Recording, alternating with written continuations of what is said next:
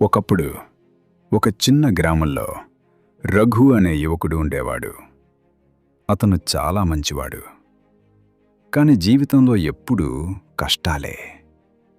ఒకరోజు అతను దేవుడిని అడిగాడు, నాకు మాత్రమే ఎందుకు ఇంత కష్టం? ఆ రాత్రి అతనికి ఒక కల వచ్చింది. దేవుడు అతని ముందు ప్రత్యక్షమయ్యాడు. దేవుడు చెప్పాడు, రఘు, నువ్వు నాతో కలిసి నడవాలి. అతను అంగీకరించాడు. ఇద్దరూ కలిసి ఒక పెద్ద మార్గంలో నడిచారు.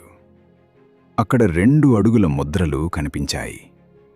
ఒకటి దేవుడివి, ఒకటి రఘువి. కాని కష్టమైన చోటికి వచ్చేసరికి 1 అడుగుల ముద్రలే కనిపించాయి.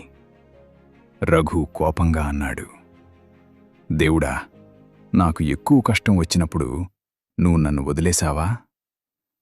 దేవుడు నవ్వుతూ అన్నాడు, అవి నీ అడుగులు కావు రఘు, అవి నాదే. అప్పుడు నిన్ను నేను మోసుకెళ్ళాను. మోరల్: మనకి దేవుడు సహాయం చేయటం లేదనిపించినప్పుడే ఆయన మనతో ఎక్కువగా ఉన్న సమయం.